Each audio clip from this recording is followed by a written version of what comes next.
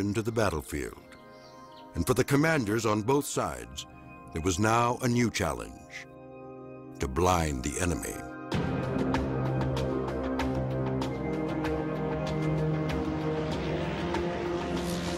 The emergence of the fighter was a consequence of these observation aircraft, because if you saw one approaching your line, you were keenly interested in shooting it down.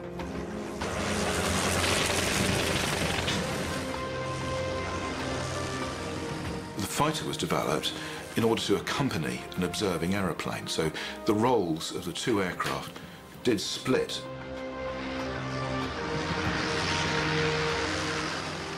The most interesting aspect of pre-war air power is that no one ever experimented with air-to-air combat.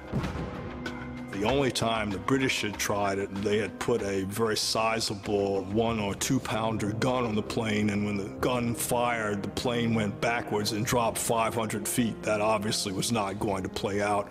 But now the question is, how do you arm an airplane? Today's warplanes are armed to the teeth. But at the start of World War I, the aviator's primary role remained one of intelligence. Guns and aerial combat were still somewhat of an afterthought. This is actually an RFC issue pistol from the First World War. Looking at the back of it, it was issued to 48 Squadron in May 1916, so it's a pretty early piece. They had shotguns in the early stages of the war, and really very little damage was done until someone had the bright idea of fixing a machine gun to the aircraft. Right, these are the two guns available to the RFC at the beginning of the First World War. This particular one is a Vickers heavy machine gun, and below it is the Lewis air-cooled gun, which is more of a machine rifle than a machine gun. The Lewis gun was generally used as a flexible gun on a scarf ring behind the pilot. Sometimes they were fitted on the top wing, right above the propeller arc, but they were awkward to get at, and that really didn't work very well. The gunner effectively had to stand up, aim the gun at the aeroplane in front, and of course clear the blockages that happened with the gun. So this was all going on in a kind of a 50-mile-an-hour gale. What you wanted to do is to actually fly the aeroplane at your target. Of course, the problem was that you couldn't fire the gun through the propeller for obvious reasons, because you'd shoot the propeller off. All sides in the conflict were frantic in their race to develop a safe, forward-firing machine gun. The winner would have the world's first fighter. Move 1 came from a newly enlisted French pilot who had already made somewhat of a name for himself on the pre-war aviation scene.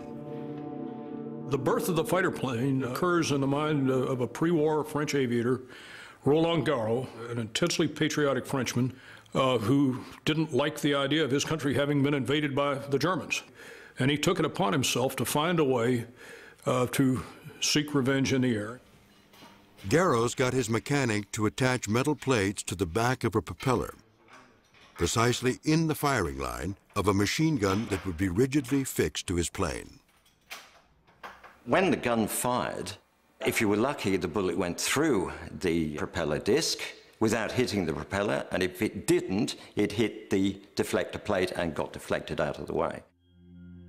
Garros's solution was crude, but it worked. When this single-seater flies straight at them, they're thinking, well, is he crazy? When we shall see him standing up, holding a gun, we shall move away. But he never stand up. Garros just scared the fool out of the Germans. He shot down a number of aircraft with this strange technique, because he's turned the airplane into a flying gun. In a little over 2 weeks, Garros shot down 3 German planes. Then his luck ran out. On April 18, 1915, he was struck by ground fire. He crash-landed behind enemy lines with his secret weapon intact. The German army decides, well, the best thing to do with this is to give it to one of our very few designers who designs light airplanes, just like the French are using, and that designer happens to be Anthony Fokker. Fokker, a Dutchman building planes for the Germans, took Garros's innovation one step further. He synchronized the firing of the gun to the propeller. Every time the propeller went past, the gun would fire, the other propeller would go by, and it would fire through the propeller with no problems. It was called interrupter gear. Many derivative systems followed Fokker's. The technology advanced quickly, but the simple goal always remained the same: to keep the machine gun from tearing apart the plane's propeller when it fired. This system relied on pistons operating from cams from the engine, very much in the same way as the mechanical system, but it had pressurized hydraulic lines going up to a piston on top of the machine gun, which prevented the machine gun firing when the propeller blades were in the way. So we get a fire, fire, fire, fire, and so on. So the bullet passes through the red area of the cam.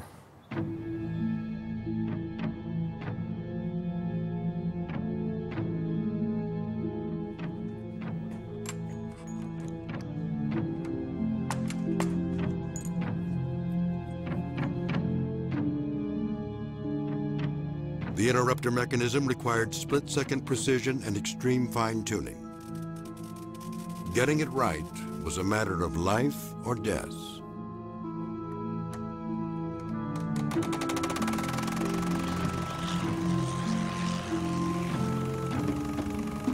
Gun firing.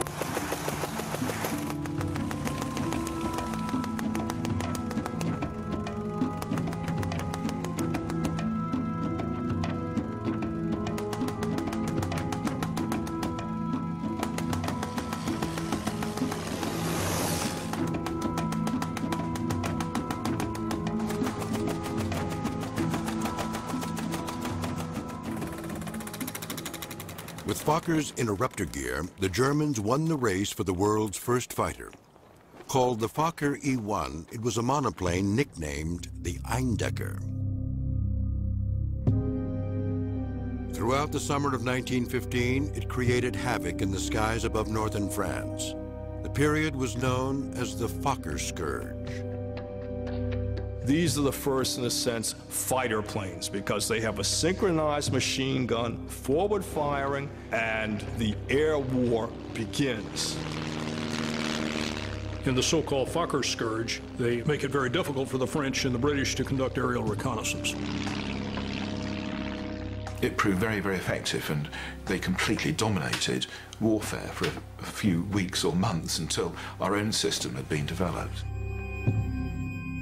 Fortunately for the Allies, they didn't have to wait long until their own designs challenged those of the Germans.